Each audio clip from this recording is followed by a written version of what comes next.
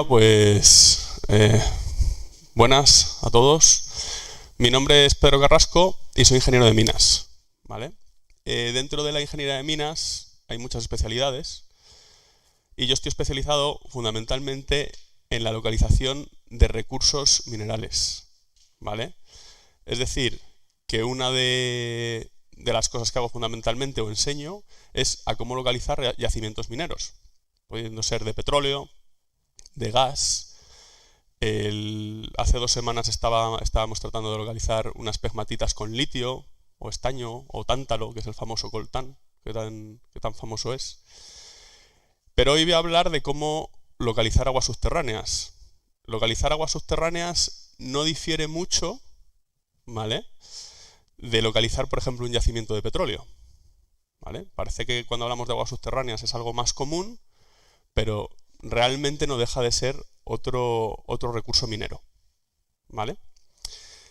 Entonces, bien, dentro de las prospecciones de agua, de las que voy a hablar yo, por tratar de hacer la charla un poco más amena, dinámica y tal, el subtítulo del que un poco voy a hablar sería un poco el Zahorí del siglo XXI, ¿vale? De esta forma, quiero comenzar esta charla con qué es un Zahorí y desde cuándo existen, ¿vale? Supongo que muchos de ustedes sabrán qué es un Zahorí, ¿vale? Un Zahorí es una persona que utiliza una técnica que se llama la radiestesia. Todo esto no hay nada demostrado, es un poco conocido, seguramente muchos de ustedes a lo mejor conozcan alguno o han visto alguno. Hay multitud de ellos a lo largo de la geografía española, ¿vale? Pero nada de esto que yo voy a hablar a partir de ahora, de lo que es el Zahorí tradicional, está demostrado, ¿vale? No vamos a hablar de pseudociencia, pero bueno, parece que puede haber algo. Se conoce que hay Zahorís, o que existe la existencia de Zahorís desde hace por lo menos 4.500 años, ¿eh? De hecho, existen, como pueden ver, pues imágenes y tal con Zahorís con trajes de época, ¿eh? Es decir, que desde hace muchísimos siglos el tema de localización de aguas subterráneas ha sido algo que ha interesado al hombre y que parece que, bueno, que ha habido en una cultura general, se ha aceptado que personas con ahora hablaremos de eso, de un péndulo, o unas varillas, o unas varas de almendro, tenían una capacidad de localizar aguas subterráneas, ¿vale? De hecho, el tema del Zahorí está tan metido en la sociedad que incluso Hollywood, aquí tenéis a Russell Crowe, que muchos le conoceréis, entre otras películas, por Gladiator, ha hecho de Zahorí. Hay una película que se llama El Maestro del Agua, no sé si la han visto, pero bueno, la pueden ver y Russell Crowe, pues ahí le tienen con sus varillas y haciendo de Zahorí y encontrando aguas subterráneas. O sea, quiero decir que es algo que está en la sociedad y no solo en España, sino a nivel mundial aceptado. ¿Qué utilizan los Zahorís? Bueno, pues utilizan varios elementos. Aquí, por ejemplo, pues tienen un péndulo, unas varas de almendro, las típicas varillas, que es lo más habitual, e incluso hay gente o Zahorís que tienen sus propios artilugios. Ahí tienen otras varillas. ¿Y qué es lo que hacen los Zahorís? Bueno, yo me he traído unas varillas, ¿vale? Y los Zahorís tienen una sensibilidad, según lo que hablan, ahora les daré yo mi opinión, ¿vale?, de lo que yo creo que pasa, ¿vale? He hablado con muchos, tengo muchos amigos Zahorís, pero bueno, tienen una sensibilidad especial y van andando y cuando cruzan por una corriente de agua, o que ellos llaman corriente de agua, se les cruzan las varillas, ¿vale? Esas corrientes de agua hay veces que, dependiendo del medio geológico en el que nos encontramos, a veces es darle una patada a un libro de hidrogeología. En algunos medios donde el agua circula por fisuración y es una circulación muy lineal, sí que podemos hablar de corrientes de agua, pero en otras formaciones más detríticas y tal, pues es más como un embalse, entonces lo de hablar de corrientes es complicado. Pero bueno, ellos detectan. ¿Qué es lo que yo opino? Tras hablar con muchos Zahorís, creo que sí que es verdad que se le mueven las varillas, ¿vale? A muchos de ellos creo que se les mueve por propia sugestión suya, pero sí que es verdad que puede existir gente, ¿vale? Que, de hecho, hay gente que, por ejemplo, antes de que suene el móvil, en los móviles antes de sonar generan un pequeño campo electromagnético. Y ese campo electromagnético hay gente que es capaz de sentirlo, es decir, hay gente que es capaz de saber que su móvil va a sonar antes de que suene. Entonces, yo lo que creo que los verdaderos Zaurís son gente que son capaces de detectar campos electromagnéticos, ¿vale? De forma que cuando pasan, es verdad que a nivel geofísico, hay veces que en fallas, en contactos, existen campos electromagnéticos, que son zonas donde hay una circulación de agua preferente, ¿vale? De forma que cuando ellos pasan, al sentir ese campo electromagnético, ¿vale? Se le tensan los músculos girándose las varillas. Eso sería un poco, todo esto, no hay nada escrito, no está demostrado científicamente. De hecho, yo di clase de esto, yo no puedo dar el método Zaurí como un método avalado por la comunidad científica. Esto es simplemente mi opinión. Puede ser que tal. Hace 4.500 años algo debe haber. Y luego, habitualmente, tras hablar con muchos de ellos, utilizan, como ven ahí, péndulos, como este que puedo tener aquí, y dependiendo de las vueltas que le da, una vez que ha localizado la zona con las varillas, las vueltas que le da, pues determinan a qué profundidad está esa agua subterránea, ¿vale? ¿Qué es lo que creo yo a nivel científico? Creo que, bueno, yo por ejemplo utilizo una serie de equipos para detectar líneas de corriente en el subsuelo, ¿vale? Una línea de corriente genera un campo magnético. Entonces yo tengo equipos que generan un campo magnético que me dicen dónde está esa línea, por ejemplo, de media tensión en el subsuelo, y por digamos, el campo electromagnético que me lleva, la intensidad, más o menos es capaz de determinarte a qué profundidad está eso. De esta forma, a lo mejor un Zaurí, cuanto más intensidad llega, pues más le está dando a sus músculos y más le gira el péndulo. Todo esto, yo soy respetuoso con ellos. Esto es un debate que hay de que si es un cuento chino, si funciona y tal. Pero bueno, yo creo que de haber algo sería algo así. De hecho, esto ya, desde mi punto de vista, que formo parte de la comunidad científica, me es complicado de creer, pero muchos de estos Zaurís que existen no solo encuentran agua subterránea, sino que encuentran objetos perdidos, curan enfermedades, encuentran personas, etcétera, etcétera, ¿vale? O sea, tienen cierto misticismo, esta gente. Pero bien, esto como a nivel anecdótico está bien, creo que puede ser entretenido, un poco distendido el que haya hablado del Zaurí tradicional, pero yo no he venido a hablar del Zaurí histórico hoy, he venido a hablar del Zaurí del siglo XXI. ¿Por qué he venido a hablar del Zaurí del siglo XXI? Que puede ser una cosa así. Pues porque hoy día, y hace 4.500 años, o 2.000, o 1.000, o 500, o 100, no había otra cosa, ¿vale? Pero hoy día esos campos electromagnéticos son capaces de detectarse. Por ejemplo, aquí tengo un aparatito. Esto no cuesta más que de 150 a 200 euros por Amazon, que es capaz de determinarme los campos eléctricos electromagnéticos que hay aquí y con su frecuencia, ¿vale? Con unas varillas, si alguien tuviera el poder detectar un campo electromagnético, bueno, y ese campo electromagnético, ¿qué frecuencia tiene? ¿Qué intensidad? Hoy día eso es medible, ¿vale? Entonces, aquí que estoy yo, por ejemplo, es un equipo que lo que me permite es determinar dónde hay fracturas. Cuando estamos en medios ígneos o metamórficos, granito, gneisses, tal, cuando uno tiene una fractura, en esas zonas de fractura, esas roturas, esos movimientos tectónicos que hicieron esa falla, ahí hay agua, se ha disgregado, es mucho más conductor que el medio encajante. Y en ese medio conductor, por tema físico, se generan campos electromagnéticos, ¿vale? Que yo soy capaz de medir. Esto que llevo aquí es una antena de campo electromagnético, ¿vale? Serían, por ejemplo, decir las varillas.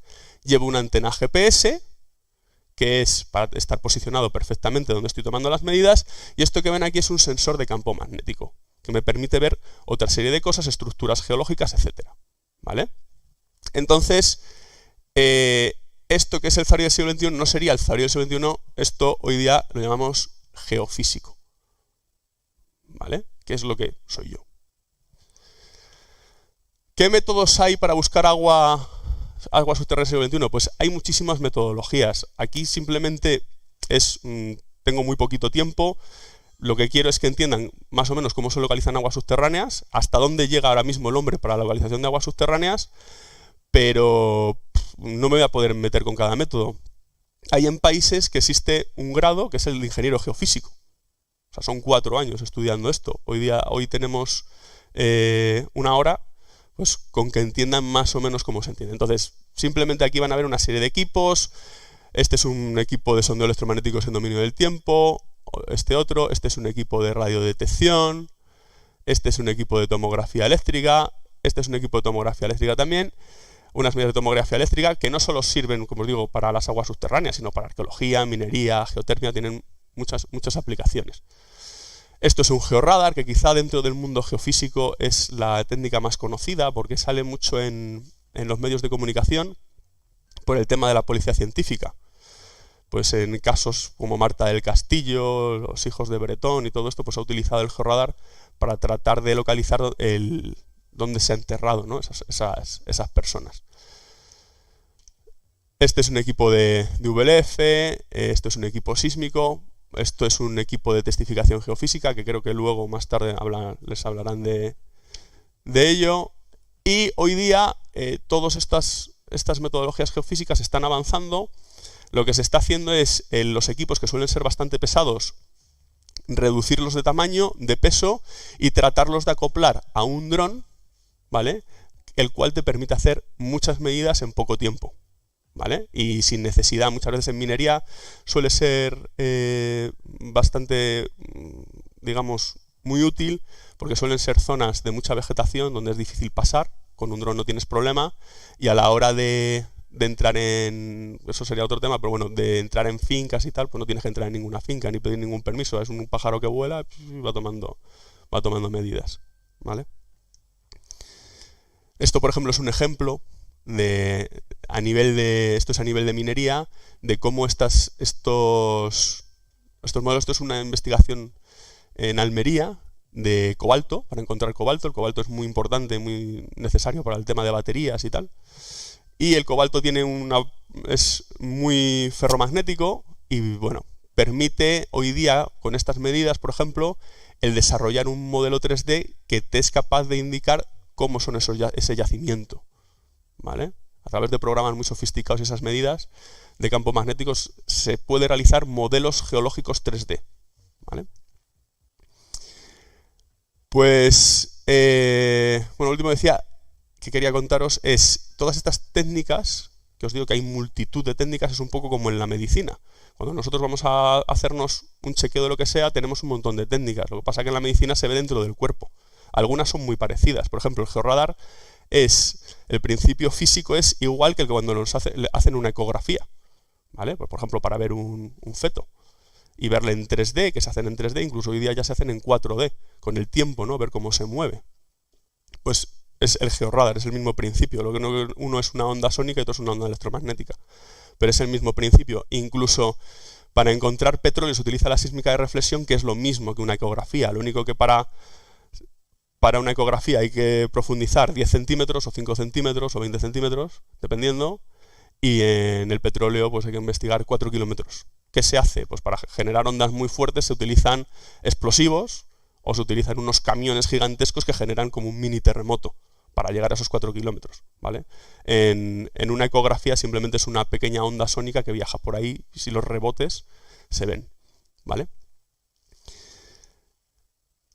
Para entender cómo se localizan aguas subterráneas sí que tengo que explicar un concepto, o dos conceptos, que es el de impermeable y permeable, que seguramente muchos conozcan, pero para quienes no los conozcan, pues me gustaría al menos repasarlos.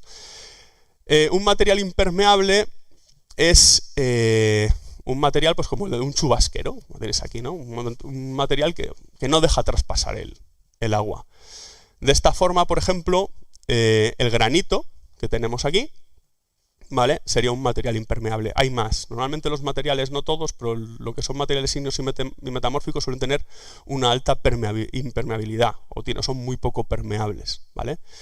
Muchos de de nosotros, yo por lo menos tengo una encimera de granito, de forma que cuando cae agua o se derrama algo, no traspasa, ¿no? Si traspasa, pues imaginaros, ¿no? Todos los muebles de debajo, la lavadora, tal, pues todo le entraría agua, ¿no? Entonces es un material impermeable.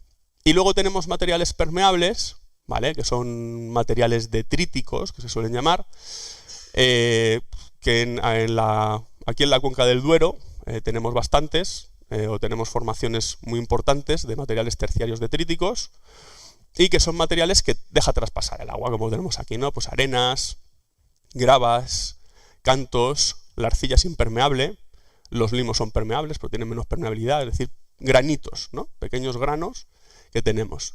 Entonces, ¿qué es lo que pasa? Que estos materiales permeables, cuando llueve, dejan traspasar el agua de forma que entran dentro de la tierra y además dentro de esos poros pueden almacenar agua, de forma que terminan siendo acuíferos importantes. De esta forma tenemos dos tipos de permeabilidad. En el primer ejemplo que hemos hablado del granito, tenemos una permeabilidad que se llama por fisuración, es decir, el agua va por fisuras, es decir, el granito en sí es impermeable, pero en esas roturas que tiene por movimientos tectónicos es por donde puede circular el agua, ¿no? Que eso ahí sí que podríamos hablar, volviendo a lo de antes, donde el Zabrí cuando habla de corrientes sí que son fracturas lineales y sí que es verdad que si uno hace un sondeo en granito, por ejemplo, si puedes perforar donde estoy yo ahora mismo y que te salga agua, ¿vale? No mucha, pero que te salga depende a lo mejor hasta para abastecer una vivienda o incluso ganado, no para un regadío, nunca para un regadío, pero te puede salir un agua algo interesante y sin embargo 5 o 10 metros más hacia un lado no sale nada. O salen 100 litros al día, que es nada, ¿vale? Entonces, ahí sí que hay que afinar mucho, digamos, el tiro, ¿vale? Y luego tenemos, que son, pues, todos los regadíos, o prácticamente todos los regadíos que tenemos, están en materiales detríticos en la cuenca del Duero, y es permeabilidad por poros, ¿no? Por decirlo de alguna manera. Entonces, entre los granitos que tenemos, pues se forman esos huecos que son los que permiten almacenar ese agua, ¿no? Que luego vamos a tratar de extraer con sondeos, ¿vale? Cuanto más gordo es el grano, ¿vale? Es decir, si tenemos cantos, hay más huecos, ¿no? Se quedan más huecos. Sin embargo, si tenemos granos chiquititos, se cierran esos huecos. Entonces, cuando nosotros hacemos un sondeo y nos aparecen niveles de arena o grava, es lo mejor que nos puede aparecer, porque es donde más agua nos va a entrar luego en ese sondeo, ¿vale? Todo esto explicado de la manera más sencilla que sé. Y como ejemplo, les quería comentar un ejemplo a nivel geológico de la ciudad de Ávila, ¿vale? En Ávila, yo soy de Ávila, soy abulense, en Ávila el abastecimiento está un poco justo, ¿vale? El abastecimiento de la ciudad de Ávila, y cuando hay momentos de sequía tenemos problemas, ¿vale? Entonces terminó ahora, pero hace 2 años así, se estableció una mesa de expertos del agua y a mí me tocaba un poco pues el tema el tema subterráneo, ¿no? Era un poco ver si Ávila, desde un punto de vista subterráneo, tiene suficiente agua subterránea como para abastecer Ávila. Para que se hagan una idea, más o menos Ávila puede necesitar unos 150 litros por segundo para su abastecimiento, ¿vale? Entonces ver si en Ávila existe esa posibilidad. Ávila geológicamente es muy curiosa porque todo esto que ven Ávila está aquí, ¿vale? Y tenemos una falla que atraviesa y en el norte tenemos granito y en la zona sur tenemos terciario, ¿vale? De esta forma, con lo que les acabo de contar, toda esta zona de aquí rosa que ven es granito. Y en el granito, por mi experiencia haciendo sondeos, en el mejor de los casos, de forma muy, muy excepcional, se puede conseguir 0,5 litros segundo, 1 litro segundo, y muy, muy excepcional, ¿eh? Muy, muy excepcional. Lo habitual es en un pozo de granito que te dé 5.000 litros al día, 3.000, 8.000, ¿vale? Es decir, para el abastecimiento de una ciudad, imposible, ¿vale? Pero sí que es verdad que tenemos hacia la zona sur un terciario que es bastante arenoso, tiene arcosas y tal, y es bastante bueno. De hecho, por aquí hay bastantes explotaciones de que lo llamamos de freseros, que con el plantón, con buenos sondeos y tal, ¿vale? De esta forma, Ávila, a nivel geológico, en un perfil, se encontraría aquí. Claro, a nivel, esto es un ejemplo, hay muchos ejemplos. A nivel de localizar aguas subterráneas para la ciudad de Ávila, lo que hay que tener es un conocimiento geológico. ¿Qué es lo que buscamos aquí? Pues como ese terciario es muy bueno y es muy arenoso, lo que yo voy a buscar como zahorí del siglo XXI es una zona dentro del término municipal de Ávila que tenga el mayor espesor, es decir, la mayor potencia, mayor espesor de esos niveles terciarios, o sea, esos materiales terciarios. Porque si yo puedo hacer un sondeo de 500 metros de profundidad en vez de 200, voy a atravesar más niveles de esas arenas y gravas y van a introducir más agua a mi sondeo, ¿vale? Y entonces sí que existen técnicas a nivel geofísico, porque el comportamiento eléctrico o su conductividad de esos materiales detríticos es diferente al granito, ¿no? Que es digamos, la base. O sea, si ven el granito, a medida que uno se aleja del contacto, a veces tiene fallas, tal, y va aumentando el espesor de ese terciario, ¿no? Que al final es relleno de la disgregación y erosión o aportes de ríos durante millones de años que se ha ido rellenando, ¿no? Con esos materiales. Entonces se hizo un estudio con una técnica que se llama sondeos electromagnéticos en el dominio del tiempo. Hay muchas. En este caso, como queríamos ver el espesor del terciario, esta es adecuada. No tengo tiempo a contar en qué consiste, pero bueno, sí que nos permitió obtener en la zona que considerábamos más interesante, que es al sur de la ciudad de Ávila, las profundidades a la que se encuentra el granito o espesor de ese terciario.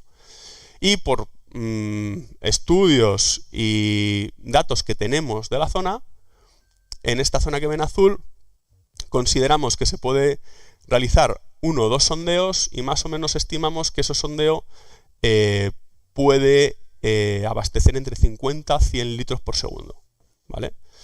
No se sabe exactamente porque sí que hay muy buenos pozos hasta 200 metros de profundidad, pero nadie ha llegado a esas profundidades, ¿no? Pero bueno, dentro de esta mesa de expertos, que la primera opción fue, tampoco me quiero enrollar con esto, pero bueno, esta fue la segunda opción y sí que se quiere realizar sondeos para periodos extremos de sequía, no como obviamente sería una locura como abastecimiento habitual de la ciudad de Ávila, pero sí en periodos extremos de sequía tener unos sondeos que te puedan tener un aporte adicional, ¿vale? Bueno, aquí tiene un 3D, esta es el área que les he comentado. Entonces, lo que quiero comentarles ahora o enseñarles es alguna serie de ejemplos, ¿vale? De cómo se localizan aguas subterráneas. Bueno, esto es una aplicación, ¿vale? Digo, una aplicación, un artículo que está realizado en materiales mesozoicos o secundarios. Voy a ir al grano para que lo vean. Entonces, ¿qué es lo que pasa? Para localizar aguas subterráneas, como ven, no hay un equipo, una metodología a día de hoy que yo la pongo ahí y me dice cuánta agua hay, ¿vale? Es una mezcla de conocimiento hidrogeológico, geofísico, geológico, ¿vale? Experiencia. De esta forma, dependiendo en el medio geológico que nos movemos, como van a ver en los ejemplos, hay que hacer una cosa u otra. Cuando nos movemos en medios secundarios, estoy hablando del Triásico, el Jurásico y el Cretácico, que a todos les sonarán por los dinosaurios, lo de Parque Jurásico, bueno, pues esto es más o menos, estamos hablando hace 200 millones de años. Cuando estamos en estos materiales, pues hay una serie de pisos que cuando uno es un buen hidrogeólogo, pues sabe que en el Jurásico hay un piso que es el Dogger, que son unas calizas que están muy castificadas y que en muchos sitios dan más de 100 litros por segundo. Y si uno es un buen hidrogeólogo, sabe que en el Triásico hay un piso que es el Kuiper, que es muy arcilloso, que no da nada de agua, y cuando da un poquito de agua, como tiene yesos, el agua da muy mala calidad, ¿vale? O en el Cretácico tenemos un piso, por ejemplo, tenemos aquí que son Utrillas, que son unas arenas que dan bastante agua, pero que son muy difíciles de perforar, y a la hora de perforar hay que tener mucho cuidado porque se caen, ¿vale? Hay que hacerlo de una determinada manera. ¿Y de qué me vale a mí la utilización de equipos? Pues bueno, esto es un corte geológico, ¿y cómo se vería con las medidas que yo hago? ¿O que hace un geofísico? Pues de esta manera. El Triásico es muy conductor, el Jurásico conduce muy mal la corriente, que esos son estos colores azules, y el Cretácico está entre una cosa y otra. De forma que este corte geológico que ven aquí se vería de esta manera. Y de esta forma, como un buen hidrogeólogo sabe que la formación o el acuífero mejor es este de aquí porque es el Jurásico, que eso hay que conocerlo. La perforación, si ven, propuesta se propone aquí, que es donde tenemos más espesor de Jurásico antes de llegar al Triásico, ¿vale? Esto es un ejemplo del abastecimiento de un pueblo que de primeras, claro, el pueblo está más o menos por aquí y, claro, el sondeo se hizo aquí. Problema, poca agua y de mala calidad, no valía, ¿vale? Entonces ya es cuando se decidió hacer un estudio y dónde hacer la perforación. Bueno, hay que alejarse un poco del pueblo y luego llevar el agua hasta allí, pero el agua está donde está. Hay veces que queremos encontrar agua en nuestro terreno y no la hay y es imposible, por mucho zauri que vaya o tal. O sea, milagros no se pueden hacer.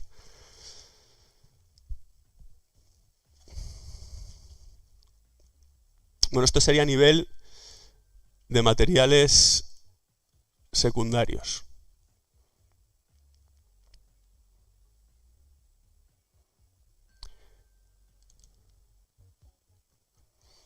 Aquí en la cuenca del Duero, pues sería parecido, ¿no?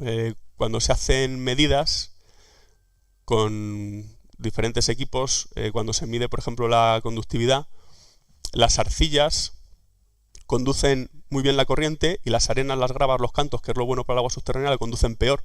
Entonces, mientras esa propiedad podemos ver dónde hay más agua, ¿vale? Viendo los diferentes materiales. Esta es otra publicación. Esta es para el abastecimiento también de otro ayuntamiento, ¿vale? Estamos en una zona de roca, por decirlo de alguna manera, materiales ígneos, metamórficos, y aquí cambia totalmente a lo que hemos visto antes. Esto ya es por fisuración. Nosotros lo que tratamos de buscar es fallas, fracturas, por donde pueda circular el agua, porque si uno coge una piedra de granito, la mete en una bañera y la saca, esa piedra de granito no almacena agua, ¿vale? No es lo mismo si meto arena, una parte que se me iría, pero si la metiera y la dejo ahí y tal, se llenaría todo eso de agua, ¿no? Entonces, ¿qué es lo que buscamos? Esos contactos.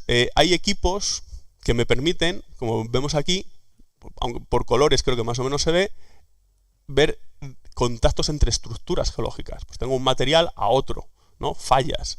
En estas zonas son zonas de circulación preferente y son las zonas mejores para hacer un sondeo. Y es muy importante porque, claro, el hacer un sondeo en este tipo de materiales al tuntún, pues las probabilidades de fallo son muy altas. Porque, como os digo, o como les decía, si no hacemos el sondeo en el sitio exacto, tampoco es que sea justo donde estoy yo, pero bueno, con 1 metro arriba, 1 metro abajo, o 2 metros arriba, 2 metros abajo, no vamos a coger esa fisura que al final está en contacto con otras fisuras y es donde está el agua subterránea, ¿vale? Ahí sí que digamos que es mucho más lineal. Este es un ejemplo de una finca en el que se habían realizado ya 4 sondeos, 4 perforaciones, en material, como les digo, granítico, sin encontrar nada de agua, ¿vale? En este tipo de medios geológicos lo que se busca es dar de agua a una vivienda, como decía, ganado, dar de agua a una piscina, un huerto, un pequeño jardín, ¿vale? Tampoco se buscan grandes cantidades de agua porque no las vamos a encontrar. O sea, si alguien en un medio de estos te dice quiero agua para regadío, el estudio ha terminado, ¿vale? Porque es imposible que salga ese agua. Pero en este caso, para que vean cómo se ve una fractura de estas, esto es la resistividad. Digamos que cuanto más azul es más conductor y, como les digo, esas fracturas, el material está más roto, tiene más agua, tiene más humedad y conduce mejor la corriente. Aquí en estas fracturas hay métodos, como les decía, que se pasa por encima y también se detecta campos electromagnéticos. De hecho, este perfil que ven aquí de conductividades está obtenido a través de la detección de esos campos electromagnéticos, entre comillas, naturales, ¿vale? Entonces, digamos que lo de las varillas hoy día, esa antena, esto se hace con esa antena que llevo atrás, me permite sacar cortes de este tipo, con su profundidad. Y esta zona que tenemos aquí tan conductora es una fractura, donde se perforó y se obtuvieron 15.000, 20.000 litros al día, que para un sondeo en granito es mucha agua, ¿vale? Para otros lados, o sea, si es en un terciario y después de hacer un estudio sacan 15.000, 20.000 litros hora para regadío, pues básicamente me tiran piedras o tomates o me dicen de todo, ¿no? Pero en granito es un gran éxito, ¿vale? O sea, hay que saber dónde estamos, ¿no? Y en qué medio geológico nos encontramos. otro ejemplo. Este se publicó en la revista INCRA.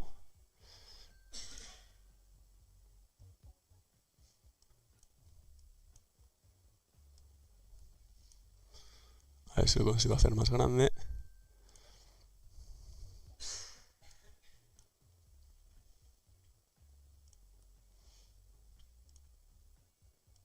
Bien, es este de aquí que creo que más o menos se ve. Bien, esto es un ejemplo real en una zona donde había muy buenos sondeos, ¿vale?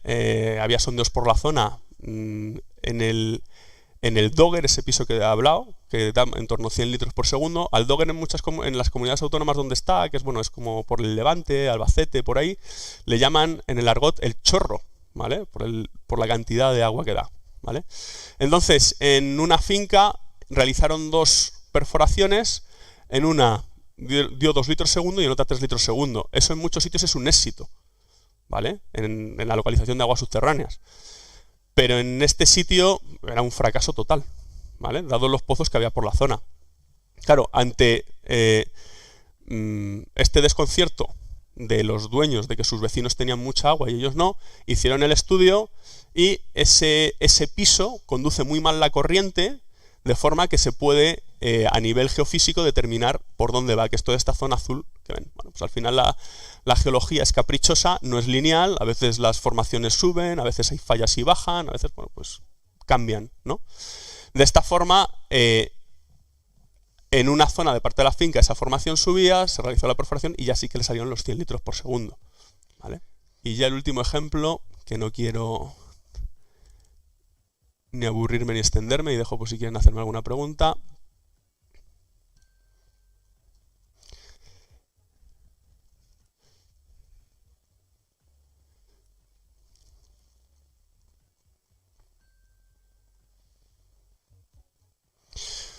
Se pueden utilizar para localización de aguas subterráneas también otras técnicas. Esto, por ejemplo, es la topografía sacada del modelo digital del terreno, ¿vale?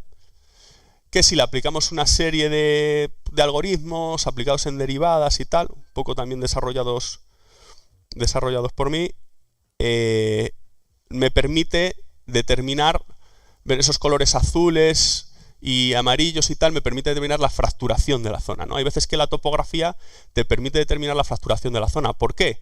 Porque esas fracturas, esas zonas, al estar fracturadas, de cara a la erosión, lo que hacen es se forman bajos. O a veces diques, esas fracturas son rellenadas por diques, otros magmas más duros, y te generan altos, ¿vale? De hecho, hay muchas veces una pregunta que me hacen mucho es, Pedro, ¿cómo puede ser que el agua esté en los altos? Hay veces que en algunas zonas el agua está en los altos, y muchas veces suele ser porque hay un material que se llama cuarcita, que tiene mucha fisuración y da bastante agua, y es muy duro. De forma que la erosión no ha podido con él y se ha quedado en el alto. Entonces a veces se extraña, joder, porque todo el mundo tenemos normalmente la intuición o la manera de ver el subsuelo, tratamos, que a veces es muy diferente de cómo funciona la superficie, ¿no? Pues el agua, ¿para dónde va? Hacia los bajos. Entonces, no siempre en un bajo es donde hay más agua subterránea. Entonces la topografía también nos puede ayudar. No solo a nivel de aguas subterráneas, como digo, sino también en minería. Minería muchas veces se buscan diques, magmas posteriores, ¿no?, que tienen mineralización, y a veces localizar esas fracturas o esos diques nos permite luego el saber dónde están esos minerales, ¿no?, tan valiosos. Aquí tenemos perfiles de VLF como el que hemos visto antes. Esas zonas azules son las fracturas, y también incluso se puede utilizar, quizá es lo más avanzado que utilizo ahora mismo, que son prospecciones magnéticas, ¿vale? Antes les he enseñado un ejemplo de minería. ¿Qué es lo que se hace? Bueno, a través de un dron o a nivel de superficie se obtiene el campo magnético. O sea, en la Tierra tenemos un campo magnético terrestre que es medible, que tiene sus pequeñas variaciones. Y hay variaciones, el campo magnético terrestre varía por los materiales que tenemos en el subsuelo. Es decir, cada material que tenemos en el subsuelo tiene un contenido en hierro que hace que ese campo terrestre varíe, ¿no? Entonces, nosotros podemos hacer una medición, como por ejemplo en esta finca, del campo magnético y sus variaciones. Y existen programas muy sofisticados que lo que hacen es ese modelo en superficie de campo magnético, ¿qué es lo que tendría que tener en el subsuelo o qué modelo geológico de susceptibilidad magnética se llama? Tendría que tener en el subsuelo para que me dé estos campos magnéticos en superficie, ¿vale?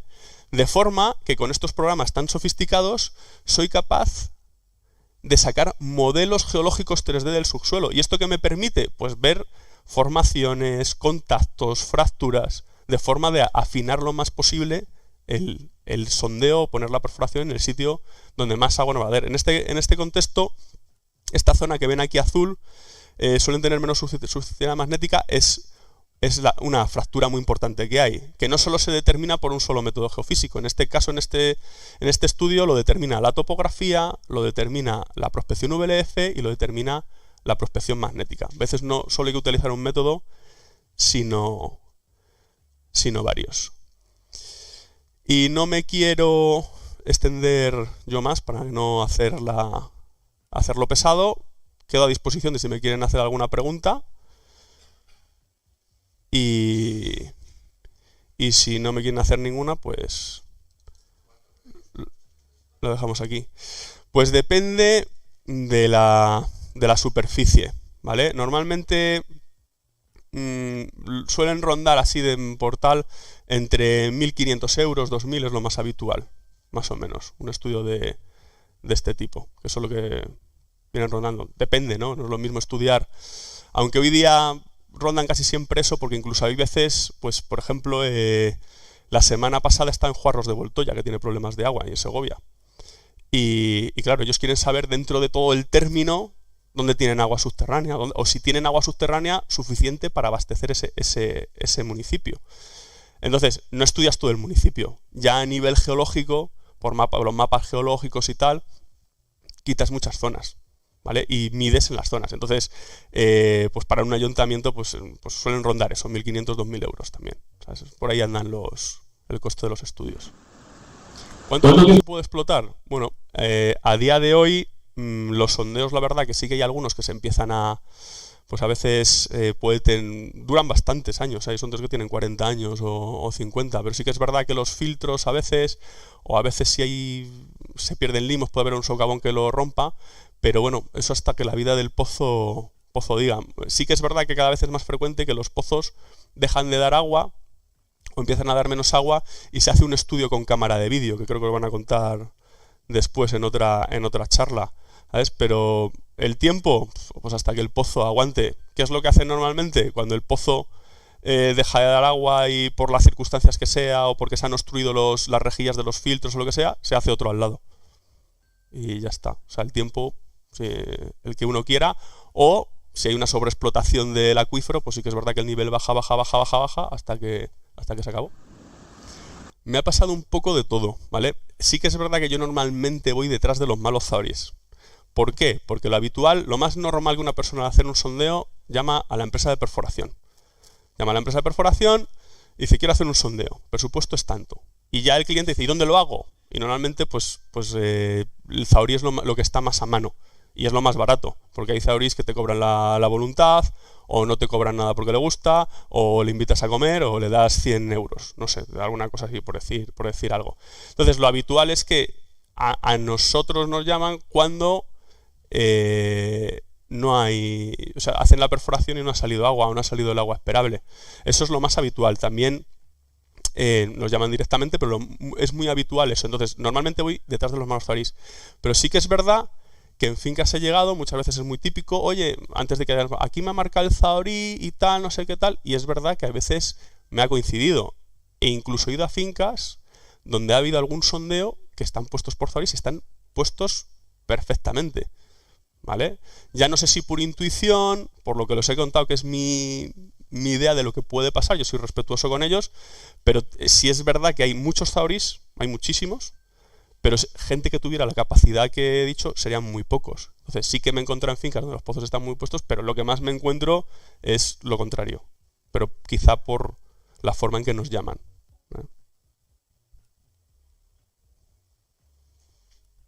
¿Más preguntas? ¿No? Pues por mi parte entonces, muchas gracias por atenderme, espero que les haya sido más o menos ameno, ¿eh? Yo me lo he pasado bien explicándoles esto. Un saludo.